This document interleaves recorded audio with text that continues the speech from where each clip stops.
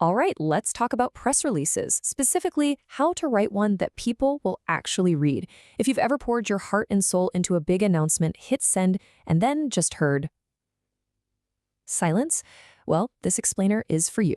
We're going to turn that frustration into a real working strategy. So let's just dive right into it. This is probably the #1 question that keeps founders and marketing folks up at night. You know you have big, important news. You send it out to all the right people, and nothing. Crickets. Why? What is going on here?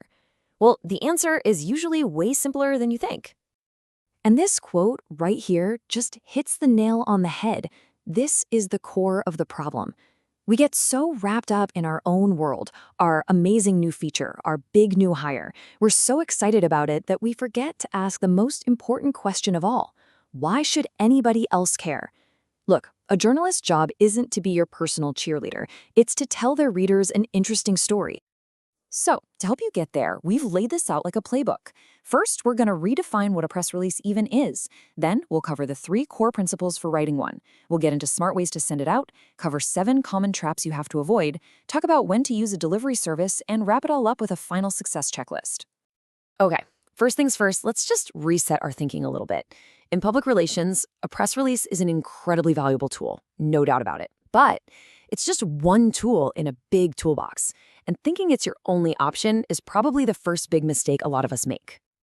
I mean, get this. There's a story about an experienced PR pro who got her client coverage in every single major IT publication for a massive announcement. She did it with press briefings, exclusive interviews, you name it. And the wildest part? She never even sent out a formal press release. It just goes to show a really big story deserves a lot more than just a single email blast. So now that we have a better idea of when to use a press release, let's get into the how. How do you actually write something that a journalist is going to open, read, and find useful? Well, it really just boils down to these 3 core principles. Think of these 3 things as your foundation. If you get these right, you're already way ahead of the curve. Number 1, you've got to make it clear what's new or different and tell a story about it. Number 2, you have to write for the journalist and their audience, not for your boss or your own team. And number 3, which is crucial, make it article ready. Give them everything they need. And this slide is the perfect illustration of that first principle. The list on the left, that's not a story, that's a spec sheet. It's boring. But the version on the right, that's a story. You're not just saying what you built, you're explaining why you built it. What problem were you trying to solve? That's the stuff a journalist can actually work with. Okay, if you only remember one thing from this whole explainer, please let it be this definition right here.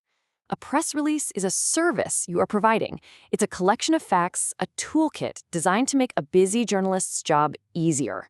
It is not an advertisement. It's not the place for hype or fluffy marketing speak. And here is such a simple but powerful trick. Once you've written your draft, stop and pretend you're the journalist. Ask yourself, could I write a full article using only the words on this page?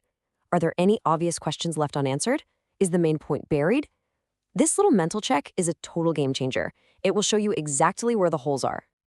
Okay, so you've written a fantastic, journalist-friendly press release that tells a great story. Awesome. Now what? Well, the next step is making sure it actually lands in the right inboxes. And let me tell you, just blasting it out to a massive generic list is not the way to go. This is all about quality over quantity. Seriously. Start by making a list of maybe 10 or 20 publications that your ideal customers actually read and trust. Then you got to do a little detective work. Go to their websites, look for a contact page. And if you can't find one, don't be afraid to, actually pick up the phone. A targeted list of 20 people is so much better than a random list of 2,000. And remember, hitting send isn't the finish line. It's the starting gun. The moment you send it, you need to be available. Be glued to your email and your phone. And here's a great pro tip. For the version of the release you put up on your own website, use a contact form instead of a direct email. It'll save your PR person's inbox from getting flooded with spam. All right, this next section is super important because sometimes being successful is less about what you do and more about what you don't do. Making one of these rookie mistakes can not only get your announcement ignored, it can actually hurt your reputation with the media for a long, long time. So let's run through 7 of the biggest traps that beginners fall into. Dodging these is just as important as everything else we've talked about. Oh man, trap number 1, This is a classic. You got five people in a room arguing for 3 days about a comma, while the news itself is getting older by the minute. A journalist literally said, "Don't worry about the thes and a's. That's our job. Just get us the news while it's still new. Just get the facts straight and get it out the door." Trap number 2 is the boy who cried wolf problem. If you send out a press release for every minor bug fix or tiny company update, you're basically training journalists that emails from you are not important. So when you actually do have big news to share, they're already deleting your emails without even opening them. Okay, pay attention to this next one because it can save you a lot of money and embarrassment. It's the interview scam.